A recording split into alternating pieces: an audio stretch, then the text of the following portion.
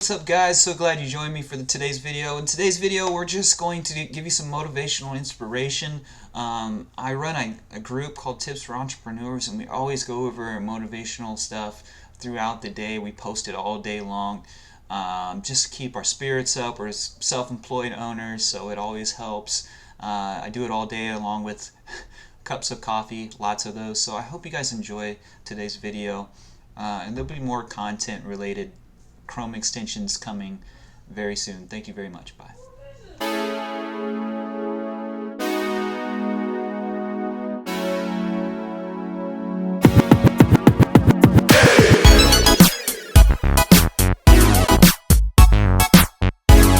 Once again, guys, thank you so much for stopping by the channel and giving me a view.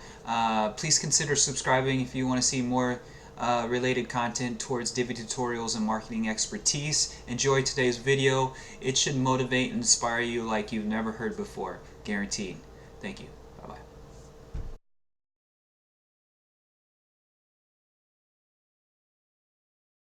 Bye-bye. What's the millennial question? Apparently, millennials as a generation, which is a group of people who were born approximately 1984 and after, are tough to manage. And they're accused of being entitled and narcissistic and self-interested, unfocused, lazy. But entitled is the big one. And because they confound leadership so much, what's happening is leaders are asking the millennials, what do you want? And millennials are saying, we want to work in a place with purpose, love that. We want to make an impact, whatever that means. We want free food and beanbags. And so somebody articulates some sort of purpose, there's lots of free food and there's beanbags, and yet for some reason they're still not happy. And that's because they're missing, there's a missing piece. What I've learned is that I can break it down into four pieces, right? There are four things, four characteristics. One is parenting, the other one is technology, the third is impatience, and the fourth is environment. The generation that we call the millennials, too many of them grew up subject to, not my words, failed parenting strategies, where, for example, they were told that they were special all the time. They were told that they could have anything they want in life, just because they want it, right? They were told, some of them got into honors classes, not because they deserved it, but because their parents complained. And some of them got A's, not because they earned them, but because the teachers didn't want to deal with the parents. Some kids got participation medals. You got a medal for coming in last, right? Which the science we know is pretty clear, which is it devalues the medal and the reward for those who actually work hard. And it actually makes the person who comes in last feel embarrassed because they know they didn't deserve it. So it actually makes them feel worse, right? So you take this group of people and they graduate school and they get a job, and they're thrust into the real world, and in an instant they find out they're not special, their moms can't get them a promotion, that you get nothing for coming in last, and by the way, you can't just have it because you want it, right? And in an instant, their entire self-image is shattered. And so you have an entire generation that's growing up with lower self-esteem than previous generations. The other problem, to compound it, is we're growing up in a Facebook, Instagram world. In other words, we're good at putting filters on things. We're good at showing people that life is amazing even though I'm depressed, right? And so everybody sounds tough, and everybody sounds like they got it all figured out. And the reality is there's very little toughness, and most people don't have it figured out. And so when the more senior people say, well, what should we do? They sound like, this is what you got to do. And they have no clue, right? So you have an entire generation growing up with lower self-esteem than previous generations, right? Through no fault of their own, right? They were dealt a bad hand, right? Now let's add in technology. We know that engagement with social media and our cell phones releases a chemical called dopamine. That's why when you get a text, it feels good, right? So we've all had it where you're feeling a little bit down or feeling a bit lonely, and so you send out 10 texts to 10 friends, hi, hi, hi, hi, hi, because it feels good when you get a response, right? Right? It's why we count the likes. It's why we go back 10 times to see if my Instagram is growing slower, did I do something wrong? Do they not like me anymore, right? The trauma for young kids to be unfriended, right? Because we know when you get a hit of dopamine, which feels good. It's why we like it, it's why we keep going back to it. Dopamine is the exact same chemical that makes us feel good when we smoke, when we drink, and when we gamble. In other words, it's highly, highly addictive, right? We have age restrictions on smoking, gambling, and alcohol, and we have no age restrictions on social media and cell phones, which is the equivalent of opening up the liquor cabinet and saying to our teenagers, hey, by the way, this adolescence thing, if it gets you down. But that's basically what's happening. That's basically what's happening, right? That's basically what happened. You have an entire generation that has access to an addictive, numbing chemical called dopamine through social media and cell phones as they're going through the high stress of adolescence. Why is this important? Almost every alcoholic discovered alcohol when they were teenagers. When we're very, very young, the only approval we need is the approval of our parents. And as we go through adolescence, we make this transition where we now need the approval of our peers. Very frustrating for our parents, very important for us. It allows us to acculturate outside of our immediate families into the broader tribe, right? It's a highly, highly stressful and anxious period of our lives, and we're supposed to learn to rely on our friends. Some people, quite by accident, discover alcohol and numbing effects of dopamine to help them cope with the stresses and anxieties of adolescence. Unfortunately, that becomes hardwired in their brains, and for the rest of their lives, when they suffer significant stress, they will not turn to a person, they will turn to the bottle. Social stress, financial stress, career stress, that's pretty much the primary reasons why an alcoholic drinks, right? What's happening is because we're allowing unfettered access to these dopamine-producing devices and media, basically it's becoming hardwired, and what we're seeing is as they grow older, too many kids don't know how to form deep, meaningful relationships. Their words, not mine. They will admit that many of their friendships are superficial. They will admit that their friends, that they don't count on their friends, they don't rely on their friends, they have fun with their friends, but they also know that their friends will cancel on them if something better comes along. Deep, meaningful relationships are not there because they never practice the skill set, and worse, they don't have the coping mechanisms to deal with stress. So when significant stress starts to show up in their lives, they're not turning to a person, they're turning to a device, they're turning to social media, they're turning to these things which offer temporary relief. We know, the science is clear, we know that people who spend more time on Facebook suffer higher rates of depression than people who spend less time on Facebook. Right? These things balanced. Alcohol is not bad, too much alcohol is bad. Gambling is fun, too much gambling is dangerous. Right? There's nothing wrong with social media and cell phones. It's the imbalance. Right? If you're sitting at dinner with your friends and you're texting somebody who's not there, that's a problem. That's an addiction. If you're sitting in a meeting with people you're supposed to be listening to and speaking, and you put your phone on the table, face up or face down, I don't care, that sends a subconscious message to the room that you're just not that important to me right now, right? That's what happens. And the fact that you cannot put it away is because you are addicted, right? If you wake up and you check your phone before you say good morning to your girlfriend, boyfriend, or spouse, you have an addiction. And like all addiction, in time, it'll destroy relationships, it'll cost time, and it'll cost money, and it'll make your life worse, right?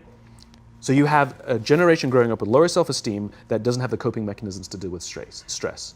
Right? Now you add in the sense of impatience. Right? They've grown up in a world of instant gratification. You want to buy something, you go on Amazon, it arrives the next day. You want to watch a movie? Log on and watch a movie. You don't check movie times. You want to watch a TV show? Binge. You don't even have to wait week to week to week. Right? I know people who skip seasons just so they can binge at the end of the season. Right? Instant gratification. You want to go on a date? You don't even have to learn how to be like, hey. You don't even have to learn and practice that skill. You don't have to be the uncomfortable one who says yes when you mean no and says no when you mean no, but yes when you... You don't have to swipe right. Bang, I'm a stud. Right? You don't have to learn the social coping mechanisms, right? Everything you want, you can have instantaneously. Everything you want, instant gratification, except job satisfaction and strength of relationships. There ain't no app for that. They are slow, meandering, uncomfortable, messy processes. And so I keep meeting these wonderful, fantastic, idealistic, hardworking, smart kids. They've just graduated school. They're in their entry-level job. I sit down with them and I go, how's it going? They go, I think I'm going to quit. I'm like, why? They're like, I'm not making an impact. I'm like, you've been here 8 months. You know? It's as if they're standing at the foot of a mountain and they have this abstract concept called impact that they want to have in the world, which is the summit. What they don't see is the mountain. I don't care if you go up the mountain quickly or slowly, but there's still a mountain. And so what this young generation needs to learn is patience. That some things that really, really matter, like love, or job fulfillment, joy, love of life, self-confidence, a skill set, any of these things, all of these things take time. Sometimes you can expedite pieces of it, but the overall journey is arduous and long and difficult. And if you don't ask for help and learn that skill set, you will fall off the mountain, or you will, the worst case scenario, and we're already seeing it, the worst case scenario is we're seeing an increase in suicide rates, we're seeing an increase in this generation, we're seeing an increase in accidental deaths due to drug overdoses, we're seeing more and more kids drop out of school or take leaves of absence due to depression, unheard of. These are all, this is really bad. The best case scenario, those are all bad cases, right? The best case scenario is you'll have an entire population growing up and going through life and just never really finding joy. They'll never really find deep fulfillment in work or in life. They'll just waft through life and it'll be just, it's fine. How's your job? It's fine. It's the same as yesterday. How's your relationship? It's fine. Like that's the best case scenario. Which leads me to the fourth point, which is environment, which is we're taking this amazing group of young, fantastic kids who are just dealt a bad hand. It's no fault of their own. And we put them in corporate environments that care more about the numbers than they do about the kids. They care more about the short-term gains than the long-term life of this young human being. We care more about the year than the lifetime, right? And so we are putting them in corporate environments that aren't helping them build their confidence, that aren't helping them learn the skills of cooperation, that aren't helping them overcome the challenges of a digital world and finding more balance, that isn't helping them overcome the need to have instant gratification and teach them the joys and impact and the fulfillment you get from working hard on something for a long time that cannot be done in a month or even in a year. And so we're thrusting to them in corporate environments, and the worst part about it is they think it's them. They blame themselves. They think it's them who can't deal. And so it makes it all worse. It's not. I'm here to tell them it's not them. It's the corporations, it's the corporate environments, it's the total lack of good leadership in our world today that is making them feel the way they do. They were dealt a bad hand, and I hate to say it, but it's the company's responsibility. Sucks to be you, like we have no choice, right? This is what we got, and I wish that society and their parents did a better job. They didn't. So we're getting them in our companies, and we now have to pick up the slack. We have to work extra hard to figure out the ways that we build their confidence. We have to work extra hard to find ways to teach them the social skills that they're missing out on. There should be no cell phones in conference rooms. None. Zero. And I don't mean the kind of like sitting outside waiting to text. I mean like when you're sitting and waiting for a meeting to start, this is what we all do. We all sit here and wait for the meeting to start. Meeting starting? Okay. And we start the meeting. No, that's not how relationships are formed. Remember we talked about it's the little things? Relationships are formed this way. We're waiting for a meeting to start and we go, how's your dad? I heard he was in the hospital. Oh, he's really good. Thanks for asking. He's actually at home now. Oh, I'm really glad. It was really amazing. I know, it was really scary for a while. That's how you form relationships. Hey, did you ever get that report done? Oh my God, no, I didn't. I'll help you out. Can I help you out with that? Really? That's how trust forms. Trust doesn't form at an event in a day. Even bad times don't form trust immediately. It's the slow, steady consistency.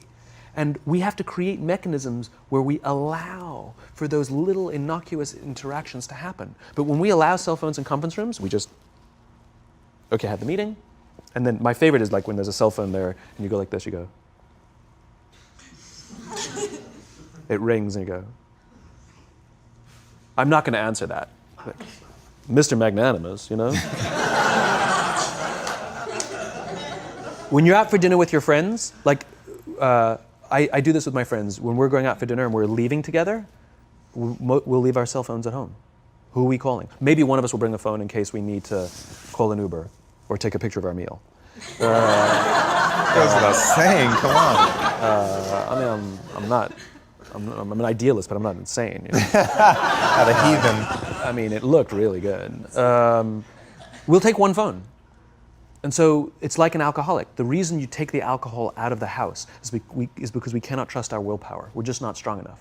But when you remove the temptation, it actually makes it a lot easier.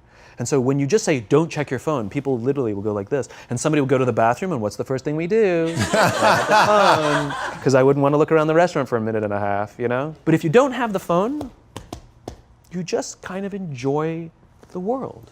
And that's where ideas happen. The constant engagement is not where you have innovation and ideas. Ideas happen when our minds wander and we go, and you see something, I bet they could do that.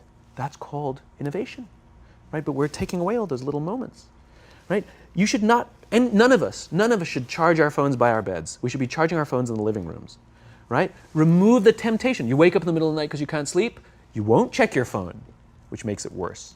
But if it's in the living room, it's relaxed, it's fine. But it's my alarm clock. Buy an alarm clock. They cost $8, right? I'll buy you an alarm.